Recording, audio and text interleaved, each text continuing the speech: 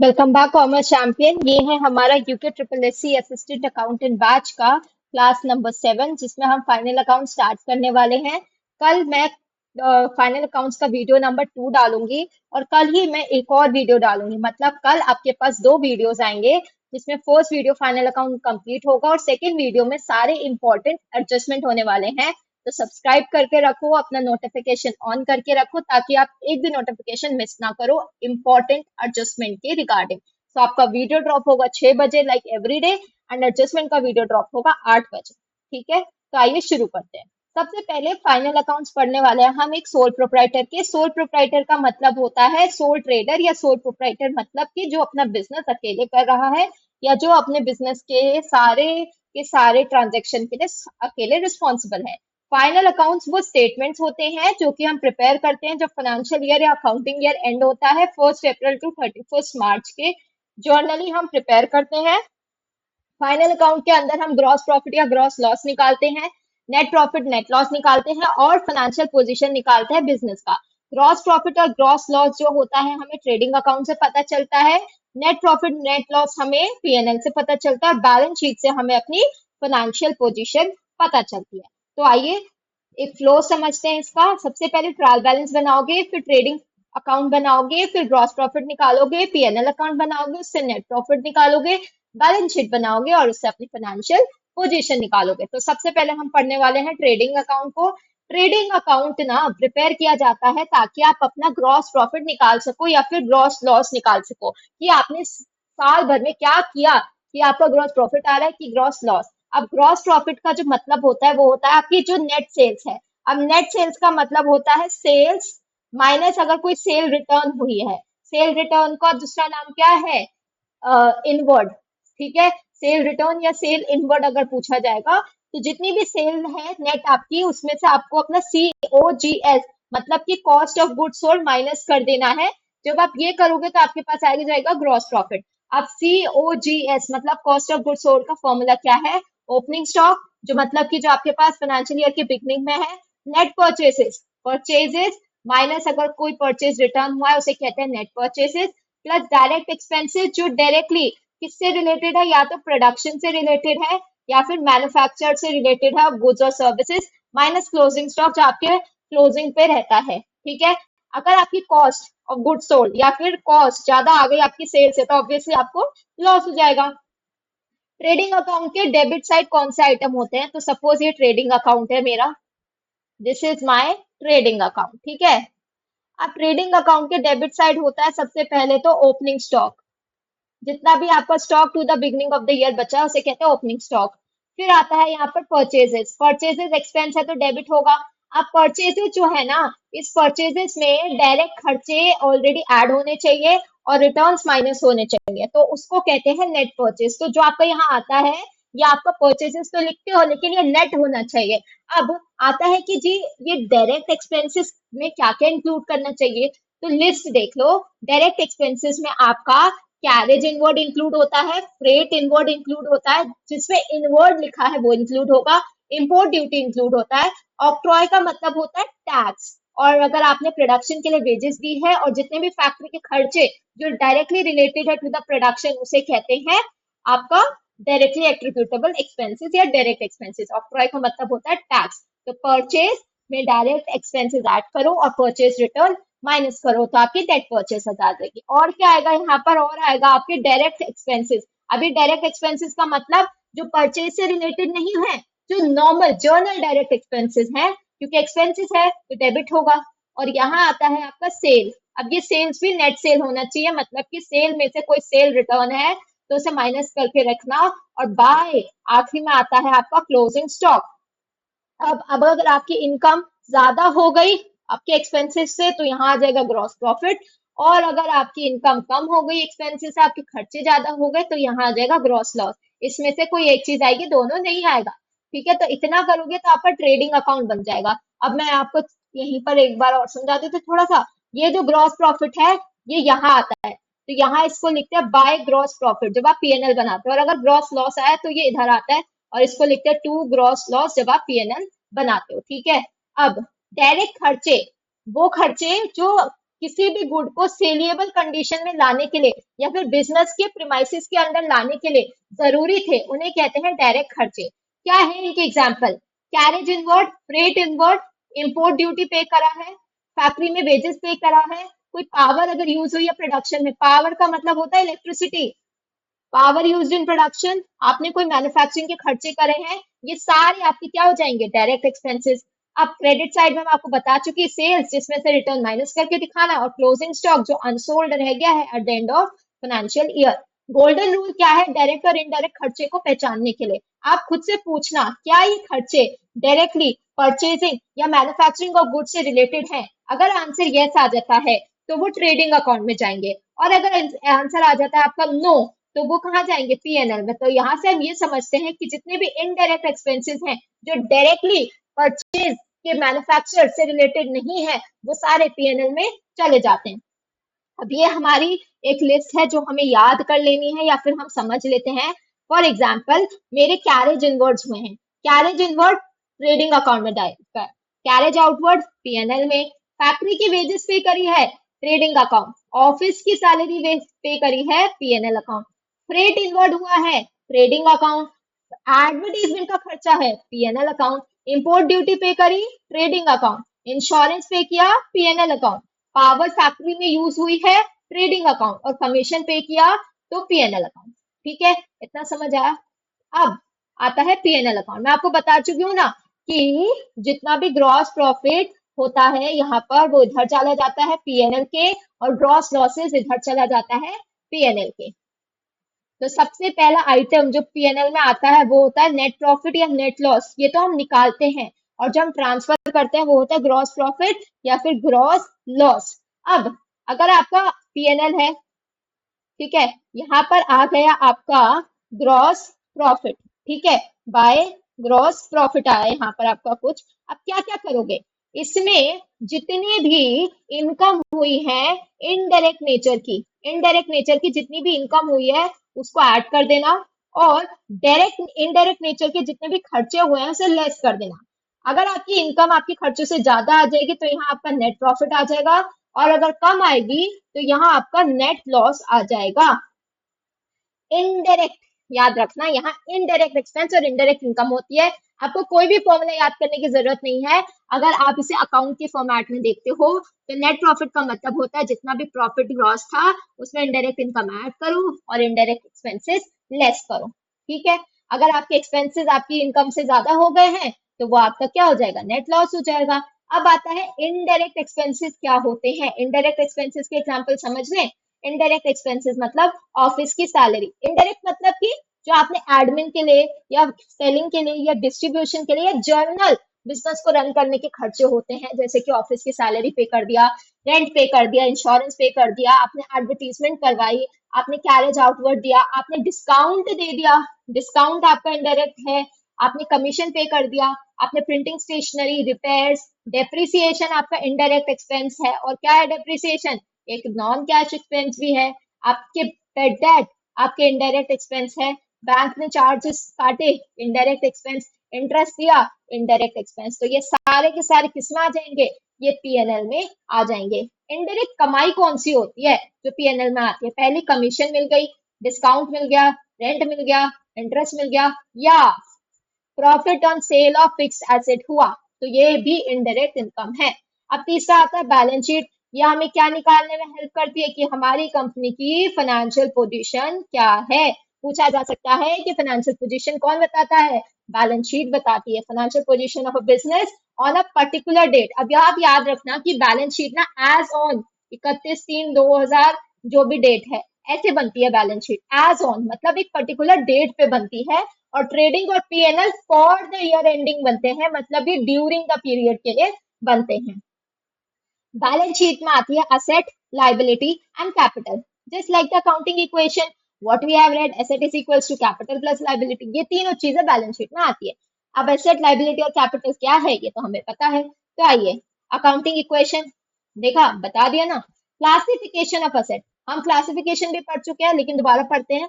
Fixed asset जिन्हें non current asset कहते हैं, इसमें land, building, machinery, furniture, vehicle. Land को कभी भी डेप्रिसिएट नहीं करते क्यों नहीं करते गाइस, इसको इसलिए डेप्रिसिएट नहीं करते क्योंकि लैंड की ना जो वैल्यू है वो हम ये मानते हैं कि लैंड का कभी वियर एंड टियर नहीं होता, लैंड कभी ऑब्सोलीट नहीं होता, और लैंड हमेशा एप्रिसिएट होता है। एप्रिसिएट मतलब इसकी वैल्यू बढ़ती है। कैसे? अगर आपका कोई डेवलपमेंट हो गया, वहां कोई सोसाइटी आ गई या वहां नियरली कोई रेलवेज आ गए या फिर मेट्रो आ गई, तो लैंड का हमेशा एप्रिसिएशन ही होगा, डेप्रिसिएशन नहीं होगा। ठीक है, तो ये जितने भी फिक्स एसेट है ना, ये बैलेंस शीट में उनका एक्यूमुलेटेड डेप्रिसिएशन लेस करके दिखाए जाते हैं, पर लैंड का सिर्फ एप्रिसिएशन होता है, डेप्रिसिएशन कभी मत दिखा देना, क्वेश्चन गलत हो जाएगा।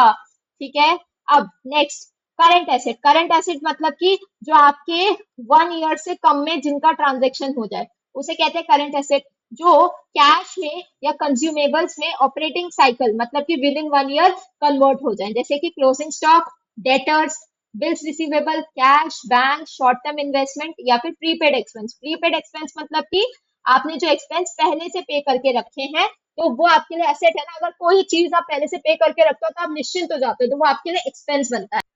और बैलेंस शीट में ये जो हमने पढ़े ये तो टैंजिबल एसेट्स है ना, these were all tangible assets. तो बैलेंस शीट में याद रखना कि टैंजिबल के साथ साथ क्या क्या आते हैं, इनटैंजिबल एसेट्स भी आते हैं। इनटैंजिबल एसेट का एग्जांपल है गुडविल, पेटेंट, कॉपीराइट और ट्रेडमार्क। इनकी कोई फिजिकल एक्सिस्टेंस नहीं होती। फिर बैलेंस शीट में क्या आती है, लाइबिलिटी आती है। एसेट्स तो पढ़ ली, लाइबिलिटी भी तो आती है। लाइबिलिटी भी नॉन करंट एंड करंट होती है। नॉन करंट मतलब जो लंबे वक्त के लिए ली है, फॉर मोर देन 1 ईयर, जैसे कि लोन ले रखा है, या मॉर्टगेज लोन। मॉर्टगेज लोन मतलब आपने कोई सिक्योरिटी दे के लोन ले रखा है। डिबेंचर्स मतलब आपका डेट, कर्जा। ठीक है, करंट लाइबिलिटी का क्या मतलब होता है, जो आपने शॉर्ट टर्म के लिए विद इन 1 ईयर के लिए ली है। Creditor, bill payable, outstanding. Outstanding expense जैसे प्रीपेड एक्सपेंस आपके क्या है, असेट है। आउटस्टैंडिंग एक्सपेंस आपके लिए क्या होते हैं, लाइबिलिटी होते हैं। ये वो खर्चे हैं जो आपने अभी तक पे नहीं करे, और ये जो खर्चे ये आपने किसमें पे कर रखे हैं, एडवांस में पे कर रखे हैं। ठीक है, बैंक ओवरड्राफ्ट लाइबिलिटी। ओडी मतलब आपने, ओडी का मतलब होता है आपके पास जो लिमिट थी आपने उससे भी ज्यादा खर्चे कर रखे हैं, उसको कहते हैं लिमिट से ज्यादा खर्चे कर लोगे तो वो बैंक ओवरड्राफ्ट हो जाते हैं। और शॉर्ट टर्म लोन ये आपकी करंट लाइबिलिटी के अंदर आते हैं। अब कुछ इंपॉर्टेंट एडजस्टमेंट पढ़ते हैं। क्लोजिंग स्टॉक, गाइस ये हमेशा याद रखना। हो सकता है आपको वो पूरा थोड़ा सा ट्रेडिंग अकाउंट दे दें, जिसे हम थोड़ा उसकी समरी कहते हैं, और उसके बाद वो क्वेश्चन पूछ लें।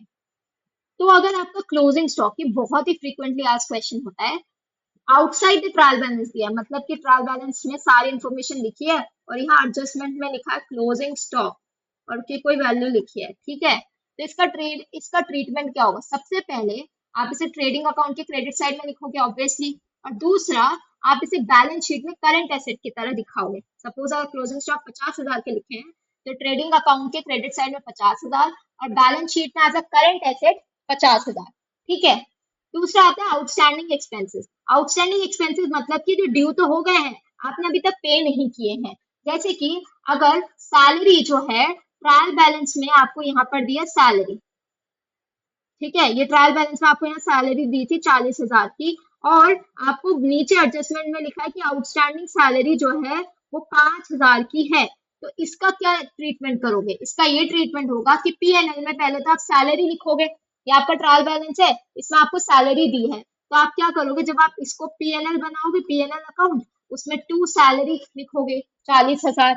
और दूसरी चीज जब आप अपनी बनाओगे बैलेंस शीट, दूसरी चीज जब आप अपनी बनाओगे बैलेंस शीट, तो उसमें लाइबिलिटी की साइड क्या लिखोगे, आउटस्टैंडिंग सैलरी। क्या लिखोगे, आउटस्टैंडिंग सैलरी, क्योंकि आपकी लाइबिलिटी है। ठीक है, तो रूल क्या होता है, खर्चा है ना ये, और खर्चा होने वाला है, आउटस्टैंडिंग एक्सपेंस मतलब और खर्चा होने वाला है, तो उसको एक्सपेंस की तरह दिखा दो यहाँ पर। और दूसरा लाइबिलिटी है जो आउटस्टैंडिंग लाइबिलिटी, उसे बैलेंस शीट में लाइबिलिटी की तरह दिखा दो। समझ आया।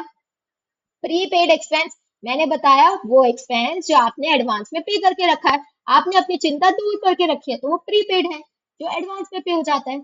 इंश्योरेंस था और प्रीपेड इंश्योरेंस है 12,000। इसका ट्रीटमेंट क्या होगा, जो आपका इंश्योरेंस है ये तो आपका खर्चा है, तो ये तो आपका चला जाएगा पीएनएल में। फिर बैलेंस शीट में आपका prepaid insurance as an asset दिखेगा। तो रूल कहता है कि इंश्योरेंस है तो खर्चा है, और शो एज एन एसेट तो मतलब जब इंश्योरेंस में से आपको ये एक्सपेंस है आपका, फॉर एग्जाम्पल कितना लिखा है 10,000 का, 12,000 का आपका पीएनएल जब बनाओगे 12,000 का इंश्योरेंस दिखाओगे, उसमें से प्रीपेड इंश्योरेंस को लेस करके दिखाओगे और आउटर कॉलम में दिखाओगे 10,000 का। और ये प्रीपेड इंश्योरेंस जो है ना, ये एज एन एसेट दिखाओगे कहाँ पर, बैलेंस शीट में। समझे? इसका ऐसे ट्रीटमेंट होता है, ये मैं आपको उसका कैसे शो करते हैं वो भी बता रही हूँ। फिर आता है डेप्रिसिएशन। डेप्रिसिएशन मतलब value of a fix asset जब डिक्रीज होती है due to use, wear and tear, passage of time, obsolescence, etcetera etcetera. तो पीएनएल में तो ये खर्चे की तरह दिख जाएगा। ऑलराइट, और बैलेंस शीट में ये करंट एसेट से डिडक्ट होकर दिखेगा। जैसे कि ये आपकी बैलेंस शीट है, यहाँ आपने लिखा मशीनरी 5 लाख रुपए। तो पहले तो आप इस 5 लाख को टू पीएनएल में पहले आप लिखोगे डेप्रिसिएशन 10%, मतलब 50,000 का डेप्रिसिएशन पीएनएल में दिखा दोगे। ठीक है, आपने पीएनएल में क्या किया, 50,000 का डेप्रिसिएशन दिखा दिया। और मशीनरी जब आप यहाँ बनाओगे बैलेंस शीट, तो ये वाली साइड होती है एसेट की साइड, तो मशीनरी में से आप इस डेप्रिसिएशन लिख के इस 50,000 को डिडक्ट करके फिर जो वैल्यू आएगी 4,50,000 उसको बैलेंस शीट में दिखाओगे। ये तरीका होता है इसे शो करने का। समझे? फिर आता है आपका bad debt. Very important. Bad debt का मतलब कि वो अमाउंट जो अब डेटर नहीं देने वाले, वो हमारे देनदार थे, अब हमें पैसा नहीं देंगे। तो अगर आपके पास डेटर है 80,000 के और उसमें से 5,000 के बैड डेट हो गए हैं, तो सबसे पहले आप पीएनएल पे जाओगे और पीएनएल पे अपने बैड डेट लिख दोगे 5,000 के कि अब इनसे हमें पैसा नहीं मिलेगा, ये हमारा खर्चा और बढ़ गया। फिर आप जाओगे लाइबिलिटी साइड, उसमें जाओगे असेट साइड, उसमें जाओगे डेटर की साइड। अब डेटर में आप दिखाओगे कि 80,000 के पहले मेरे पास डेटर थे, जिसमें से अब 5,000 रुपए वाले डेटर पैसे नहीं देंगे, तो आप असेट जो डेटर के फॉर्म में दिखाओगे वो दिखाओगे से 75,000 के। That's how you show for bad debt. Provision for doubtful debt. Provision कब क्रिएट किया जाता है, जब आपको लगता है कि फ्यूचर में आउटफ्लो हो सकता है आपके रिसोर्सेज का। अब मैं अकाउंटिंग टर्म यूज कर रही हूँ बिकॉज अब हमने काफी अकाउंट्स पढ़ लिया है। ठीक है, हम अपनी क्लास नंबर 7 पे है, तो आई होप और आई अज्यूम कि आपको समझ आ रहे हैं अकाउंटिंग टर्म। तो अगर आपने प्रोविजन बना के रखा है बैड डेट के लिए, तो सबसे पहले आप क्या करोगे, इसको डिडक्ट करोगे bad debt from the deductor debtor. ठीक है, और फिर प्रोविजन को कैलकुलेट करके उसे एडजस्ट करोगे, और जो आप फिर डेटर लिखोगे उसे कहते हैं एडजस्टेड डेटर्स। ठीक है, जैसे कि डेटर थे 1 लाख के, बैड डेट थे 10,000 के, प्रोविजन बनाना है 5%। तो आपके डेटर्स कितने के आएंगे, 1 लाख में से 10,000 के तो बैड डेट हैं, तो डेटर्स आएंगे 90,000 के। प्रोविजन कितने का बनेगा, इस प्रोविजन बनेगा 90,000 का 5% लेस। ये ट्रैपिंग पॉइंट है। बच्चे 1 लाख का 5%, 5,000 का डेटर प्रोविजन बना के आ जाएंगे, गलत हो जाएगा। प्रोविजन बनेगा 4500 का। आपको अपने डेटर्स में से जो भी आपके डेटर्स हैं 1 लाख रुपए के फॉर एग्जाम्पल यहाँ, उसमें से पहले बैड डेट माइनस करना है। बैड डेट यहाँ कितने का है, 10,000 का। बैड डेट माइनस करना है, फिर जो आपके पास गुड डेट आएंगे ना, सिर्फ गुड डेट, उस पे बनाना है आपको प्रोविजन 4500 का। समझे? तो डेटर जो है 90,000 के दिखेंगे और उसमें से प्रोविजन 4500 का माइनस करके दिखाओगे, तो डेटर्स दिखेंगे आपको इतने के। समझे एवरीवन? अब आता है अक्रूड इनकम। इनकम जो आपने कमा ली है लेकिन आपको मिली नहीं है, ये आपके लिए असेट है और आपके लिए इनकम भी है। तो पहले तो पीएनएल में जाओगे, क्रेडिट साइड में लिख दोगे, दूसरा बैलेंस शीट के करंट एसेट में लिख दोगे, तो इनकम में ऐड और एसेट में ऐड।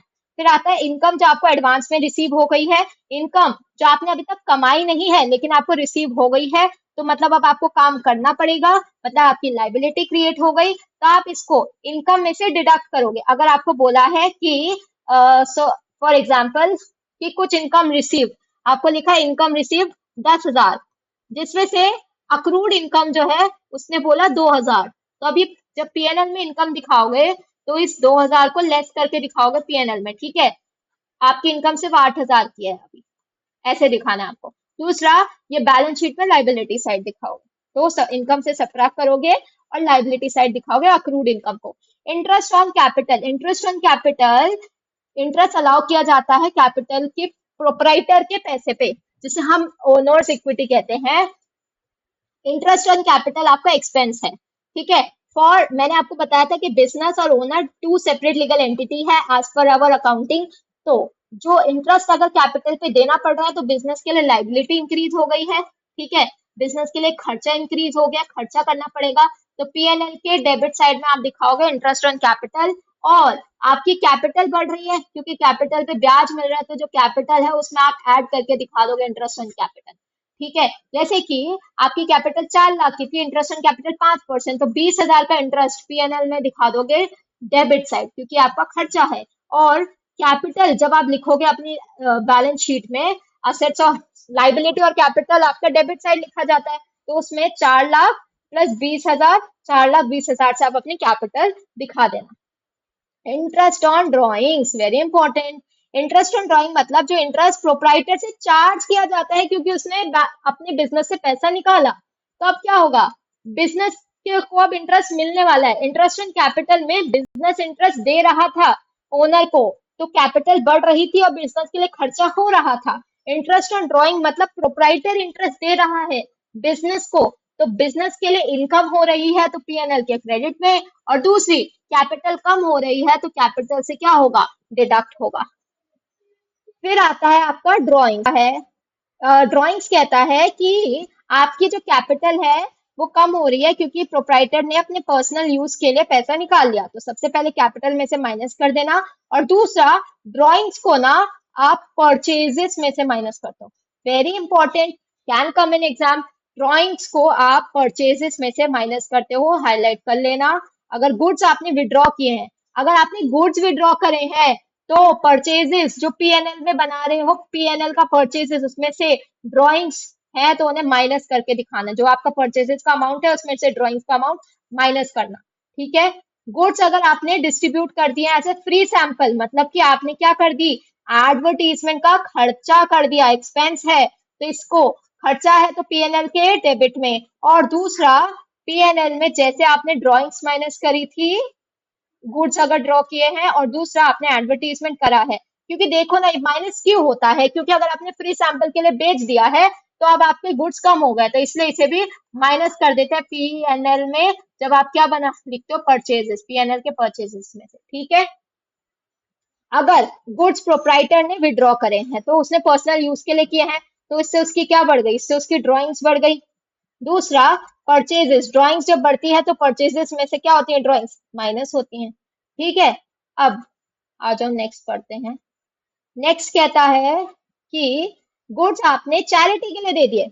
अरे भाई, चैरिटी के लिए दे दिए तो खर्चा तो हो गया ना, और परचेजेस में से रिड्यूस करो, तो परचेज में से क्या क्या रिड्यूस किया है, एक तो ड्रॉइंग रिड्यूस किया है, दूसरा फ्री सैंपल रिड्यूस करे हैं, तीसरा चैरिटी रिड्यूस करा है। ठीक है, ये सब रिड्यूस होगा, माइनस होगा। फिर है मैनेजर का कमीशन। अब इस पे ना 110% क्वेश्चन बन सकता है अगर उसे क्वेश्चन थोड़ा सा टफ बनाना होगा। मैनेजर का कमीशन क्या होता है, मैनेजर को कमीशन रिसीव होती है, और अगर क्वेश्चन में लिखे हैं ये 2 point, before charging commission, after charging commission, यहीं पर आपको घुमा देगा। बिफोर चार्जिंग कमीशन लिखा है कि आपको मैनेजर को कमीशन देनी है, और बिफोर चार्जिंग कमीशन लिखा है वहां वर्ड। ठीक है, तो आपको कैलकुलेशन होगा, जो भी आपको कमीशन निकालोगे, आप कमीशन प्रॉफिट पे दोगे तो प्रॉफिट पे डायरेक्ट रेट से मल्टीप्लाई कर देना, अगर लिखा है बिफोर। लेकिन अगर लिख दिया है ना आफ्टर, तो रेट कैसे करोगे, जो प्रॉफिट होगा उसमें जो आपका सपोज 10% है, तो 10 डिवाइडेड बाय 10 प्लस 100, तो मतलब कि प्रॉफिट का अब आप 10/110% कमीशन दोगे अगर लिखा है आफ्टर। एग्जाम्पल समझते हैं इसका। क्वेश्चन क्या कह रहा है कि बिजनेस को बिफोर कमीशन देना है, बिफोर कमीशन 55,000 था, और कमीशन है 10% on profit after commission, profit दिया है 55,000 और कमीशन आफ्टर लिख दिया, आफ्टर 10%, तो अब क्या होगा ऐसे, तब आप इसको सॉल्व करोगे और आपकी कमीशन आएगी 5,000। अगर आपने इसमें 110 नहीं किया तो पूरा एमसीक्यू गलत। ठीक है, next question, important practical points जो बेसिक होते हैं। अगर आपको प्रिपेयर करना है यहाँ पर trading account, PNL account, balance sheet from the following, capital दिया है, ड्रॉइंग्स दिया है, परचेजेस दिया है, सेल्स दिया है, परचेज रिटर्न, सेल्स रिटर्न, बहुत सारी चीजें दी हैं, और क्लोजिंग स्टॉक भी दिया है। आपको प्रिपेयर करना है ट्रेडिंग अकाउंट, उससे आपको ग्रॉस प्रॉफिट निकालना है, पीएनएल अकाउंट, उससे आपको नेट प्रॉफिट निकालना है, फिर बैलेंस शीट प्रिपेयर करना है। तो सबसे पहले हम नेट सेल्स निकालेंगे। नेट सेल्स मतलब कि सेल्स माइनस सेल्स रिटर्न। तो क्या आपको सेल्स रिटर्न गिवन है? यस। तो आप सेल्स में से सेल्स रिटर्न माइनस करोगे और आपका यहाँ पर नेट सेल्स आ जाएगा। ठीक है, ये नोट्स मैं अपने व्हाट्सएप के ग्रुप में अपलोड कर दूंगी, वहां से देख के आप ये क्वेश्चन को अच्छे से दोबारा कर सकते हैं। फिर दूसरा नेट परचेसेस भी निकाल लेते हैं। क्या मुझे परचेसेस गिवन है? क्या मुझे परचेज रिटर्न गिवन है? यस, तो मैं परचेसेस भी निकाल लूंगी और अपनी नेट परचेसेस भी निकाल लूंगी। दूसरा पॉइंट है नेट परचेसेस निकालने का। अब जो नेट परचेसेस होता है उसमें मैंने कैरेज और वेजेस को ऐड कर दिया, क्योंकि ये क्या है, डायरेक्ट खर्चे हैं, तो ये किस में ऐड हो जाएंगे, परचेजेस में। तो मेरी परचेजेस में मैं इनको भी ऐड करके रख दूंगी। ठीक है, अब मैं निकालूंगी कॉस्ट ऑफ क्लोजिंग स्टॉक। तो opening stock plus net purchases plus direct expense. इसीलिए भी नेट परचेजेस निकालना इंपॉर्टेंट है, क्योंकि जब आप क्लोजिंग स्टॉक के वैल्यूएशन करते हैं तो उसमें परचेजेस आपकी नेट होके आनी चाहिए। ठीक है, तो आपकी नेट परचेजेस कितनी है, 2,90,000, तो opening stock 80,000, net purchases 2,90,000 and direct expenses आपके 12,000 और 35,000। तो आपकी जो क्लोजिंग स्टॉक है वो क्या बन गई, 4,17,000। ठीक है, अब ये क्या आपकी कॉस्ट बिफोर क्लोजिंग स्टॉक। अब माइनस कर दोगे क्लोजिंग स्टॉक 1,00,000, तो क्या आ जाएगी आपकी COGS। हमने पढ़ा था परचेजेस में डायरेक्ट एक्सपेंसेस ऐड करके उसमें से क्लोजिंग स्टॉक माइनस कर दो, तो आपके पास आ जाएगा COGS। क्या हमने COGS निकाल लिया? हाँ, हमने COGS निकाल लिया। ग्रॉस प्रॉफिट का मतलब होता है आपकी सेल्स, वह भी नेट वाली, उसमें से COGS माइनस कर दो। क्या आपके पास ग्रॉस प्रॉफिट आ गया? आपके पास ग्रॉस प्रॉफिट आ गया। तो क्या करा, पहले नेट सेल्स निकाली, फिर अपना COGS निकाला। COGS कैसे निकाला, अपनी नेट परचेजेस में से सारे डायरेक्ट एक्सपेंसेस ऐड करके क्लोजिंग स्टॉक को माइनस करके अपना COGS निकाल लिया।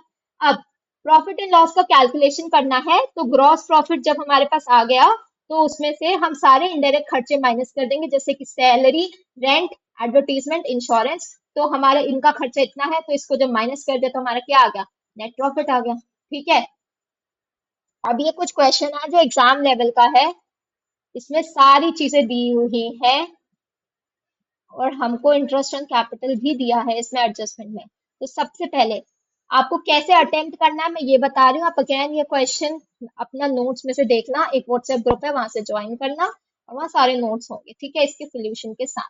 सबसे पहले नेट सेल्स मतलब sales minus sales return, net purchases मतलब purchases minus purchase return, direct expenses मतलब कि कैरेज इनवर्ड्स, वेजेस। अब जब वेजेस निकाल रहे हो तो वेजेस में आउटस्टैंडिंग वेजेस ऐड करोगे। तो अगर आपको ऊपर दिया है कि वेजेस जो है वो 55,000 रुपए की हैं, क्या दिया है, वेजेस 55,000 रुपए की हैं, तो हमने 55 लिख दिया। नीचे दिया आउटस्टैंडिंग वेजेस 5,000 रुपए की है। अब सैलरी में भी आउटस्टैंडिंग ऐड करना, प्रीपेड माइनस होता है, डेप्रिसिएशन फिक्स एसेट में से लेस करके दिखाया जाता है, क्लोजिंग स्टॉक बैलेंस शीट में दिखाया जाता है, क्योंकि क्या है ये आउटसाइड द ट्रायल बैलेंस है तो सीधा बैलेंस शीट में चला जाएगा।